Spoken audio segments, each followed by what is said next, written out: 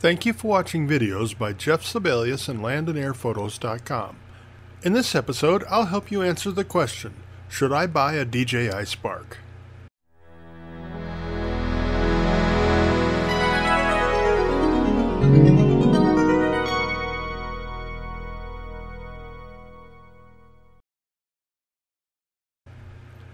Before I get started, I want to say thanks to Acesdeals.biz. As I was preparing this series on what drones you should buy, I mentioned to Peter at Acesdeals that I wasn't reviewing the Spark because I didn't have one to test out. Peter came through with a brand new loaner Spark and even a remote control to test it out with.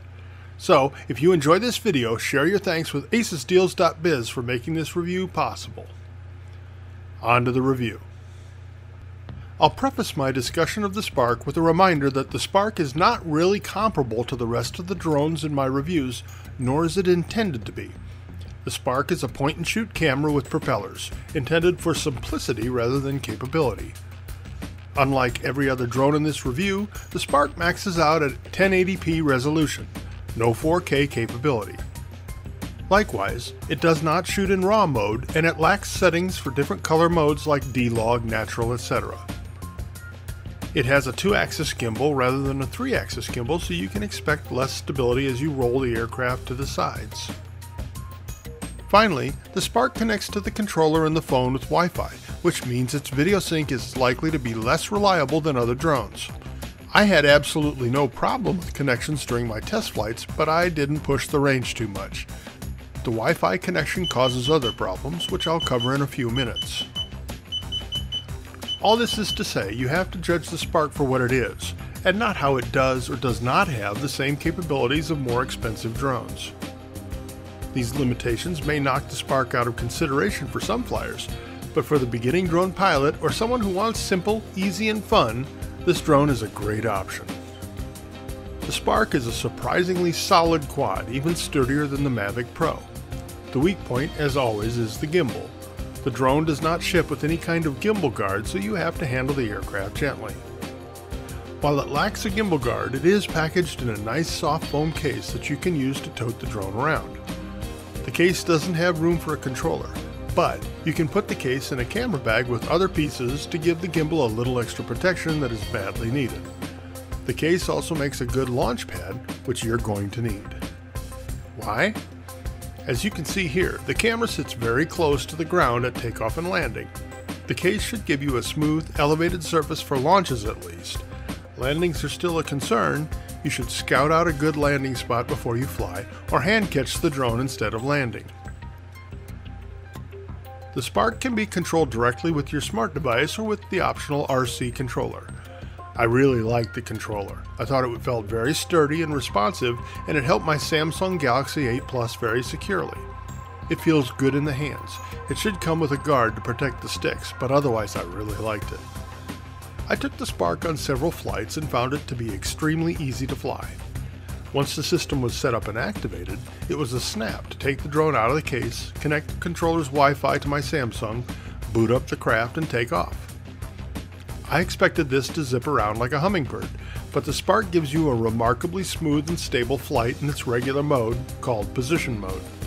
The Spark was flying at less than 8 miles per hour at full throttle, which is as slow as the stately Q500 4K. In principle, I like this because the Spark is slow and easy for new pilots, and even better, it means the drone tips forward very little at full throttle, which means you get very little of your props in your picture, even though the motors are almost on the same plane as your camera. The slow speed in position mode means the Spark performs better as an aerial video device. Another benefit of the slow speed is that the Spark's forward obstacle avoidance does a great job. I tried several times to run it into my camera and it consistently stopped about 3 feet away. When flying just above the camera, I was able to get it to clear the obstacle by only a couple inches, so this is something you'll have to be careful with. For all the drones in this roundup, I used a few basic flight tests, and this included the Spark. The first test was a simple 2-minute hover to see how the aircraft holds its position. The Spark did reasonably well with this test, comparable to most other drones in the roundup. The Spark's more limited gimbal meant that its motion during this test showed up a little bit more. The next test was a slow 360-degree rotation to see how well the drone holds its position as it rotates. The Spark tended to drift quite a bit as it rotated. Yaw on the Spark is extremely sensitive with the remote controller, and you can't adjust the gain and expo as you can with other DJI drones. This means the Spark is more difficult to spin slowly and smoothly, which doesn't play well with the drone's slow flying speed. Basically, your left stick motions are more aggressive than the right stick motions, so doing a complex maneuver with both sticks like a wraparound can be tricky. The next test was to fly straight out and straight back at a low altitude to see how the drone holds its elevation. Most drones tend to lose altitude as they fly out and back. The Spark is the only drone I've tested so far that actually went higher during this test, significantly so. I then tested each drone with a pan all the way down and up. This test demonstrates panning smoothness and the quality of the camera's rectilinear lens on the horizon when panning. This test showed that the Spark pans pretty well, and its lens does an excellent job of handling the horizon with minimal wide-angle distortion.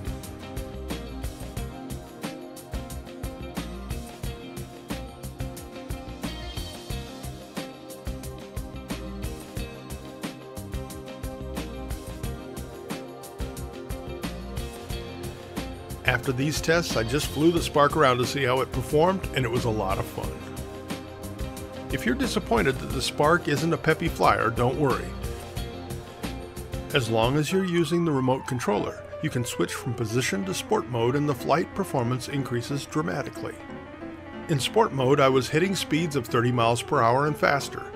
This is so much faster than position mode that I almost felt like position should be a little faster, even though it has the benefits of slow flight that I already mentioned, especially since you can fly in tripod mode for super slow shots if you want. The speed in sports mode comes with a major sacrifice in video quality because you're far more likely to get props in your shot. Further, the gimbal does not counteract banks in sport mode, so your video will have the angled look of an FPV flyer rather than the level performance of an aerial video drone. You also lose obstacle avoidance in sport mode, so avoiding crashes falls on your shoulders. The Spark allows you to control it with hand gestures, and I got to try that out. I got it to launch, follow my hand, fly a few feet away, take a photo.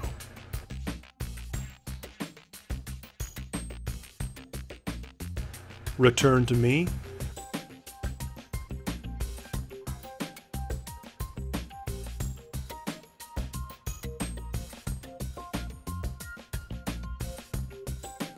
and land in my hand.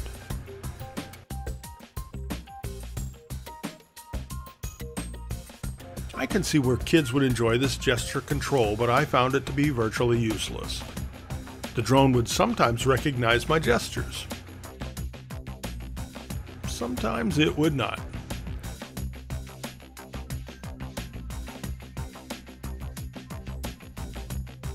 The range is extremely limited on how far away it'll fly, and you can't record video while doing it. Gesture control is one of those features you'll try once or twice to see how it works, but you probably won't use it again.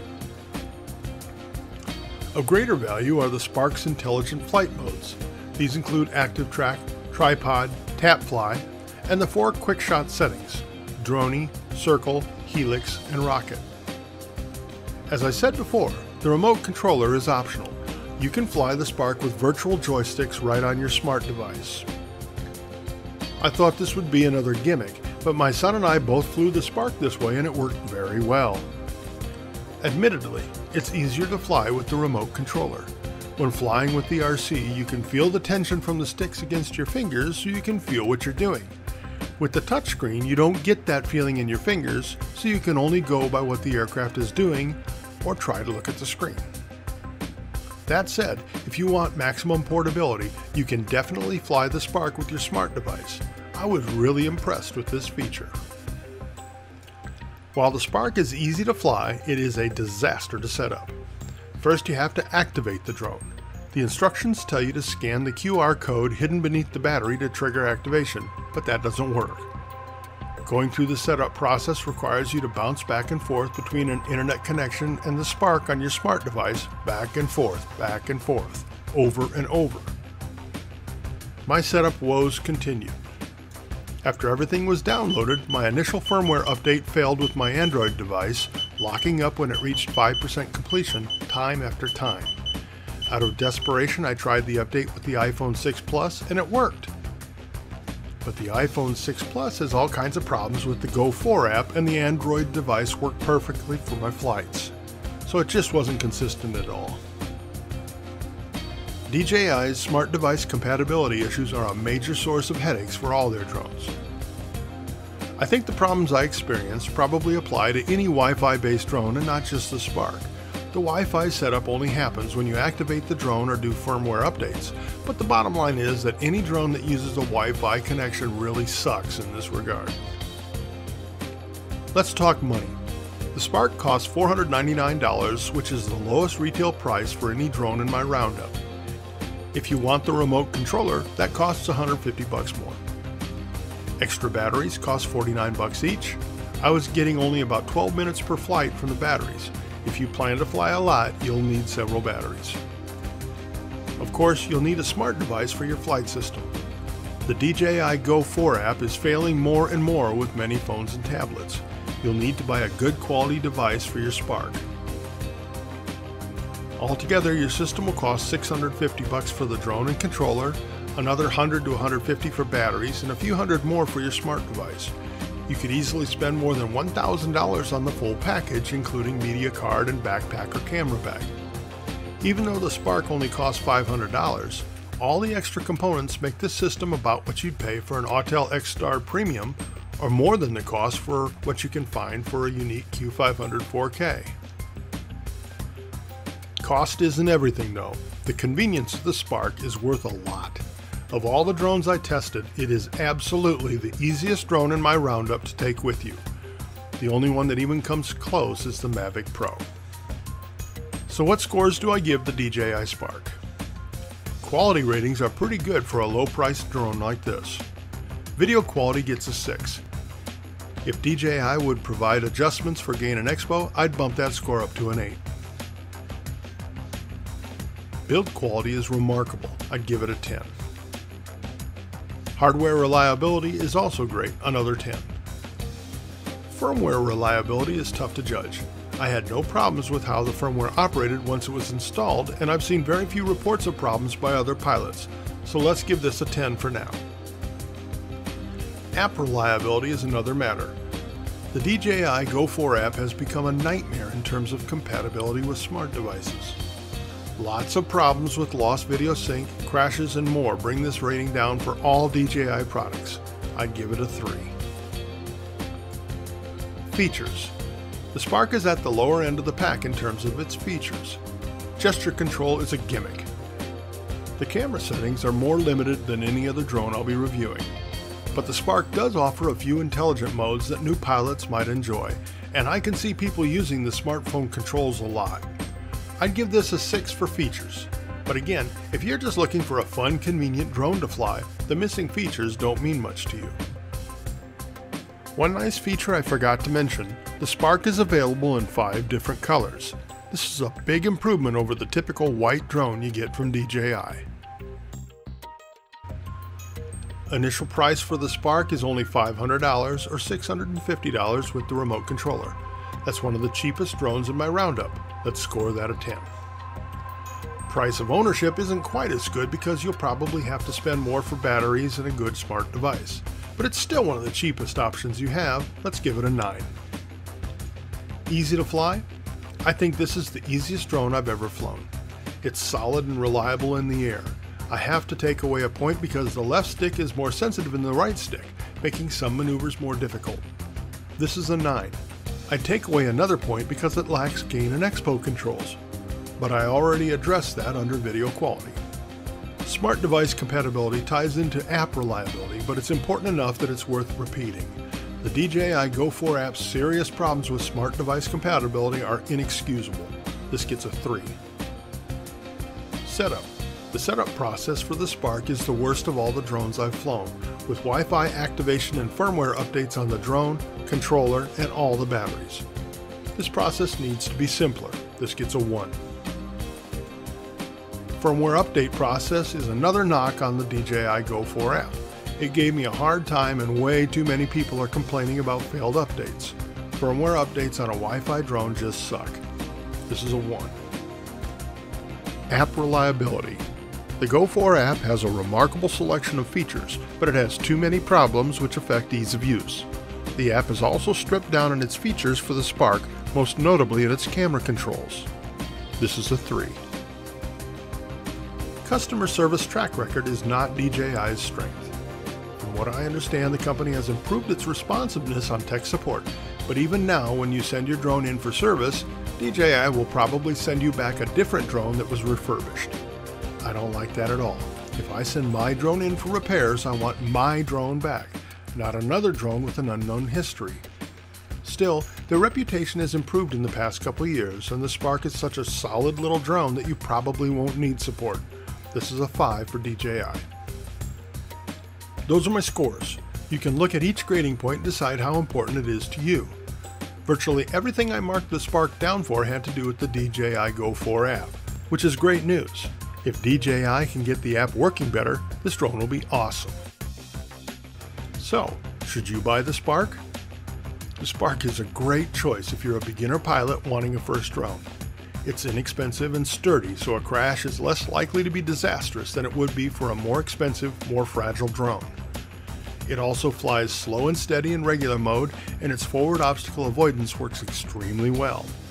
Once you get past the frustrating setup process, it's extremely easy and reliable to fly. Are you looking for a selfie drone? This is the best choice for a drone you can throw into your backpack and haul around, then whip out for a quick selfie when you want it.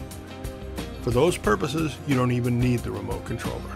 The Spark is perfect for someone who wants to go hiking, four-wheeling, or any other activity where mobility is king. The Spark is also a very good choice for the budget-conscious buyer, especially if you don't need the RC, but its total price is comparable to a few other drones in my roundup. If you're a sport flyer, you'll enjoy throwing the Spark in sports mode. It's not as fast as the Phantom 4 Pro, but it still scoots. Just know that your video will suffer in sports mode. So who doesn't want the Spark? If you want a lot of features like extended intelligent modes or more camera settings, other drones will meet your needs better than the Spark. If top video quality is your priority, or you want to get into color grading, other drones offer a better choice for you. Spark is really good, but the lack of expo control, 4K resolution, and color control settings makes it pretty limited. Video in sports mode is poor. Is the Spark a tool for a professional? Probably not, but it might be useful for the real estate agent or roof inspector who just needs something for a quick shot. I can't overemphasize how simple, rugged, and convenient this drone really is. So, does the Spark sound like the right drone for you? You can save some money on it. Just follow the links in the description below and purchase your drone from Acesdeals.biz. But be sure to use the discount code JSLAP or JSLAP, and you'll get a discount on your drone, controller, batteries, or anything else you buy. Remember, sharing is caring. If you would share this video on social media, I really would appreciate your help. Speaking of social media, I set up a Facebook group to make it easier for us to talk and arrange opportunities to fly together. Follow the link in the description below to sign up for the group. On screen, you'll find links to more video on how to fly drones, so please check them out. Before you go, be sure to hit the like button. Also, subscribe to this channel so you know when more videos are released. Look for the next drone review coming soon, and thanks for watching.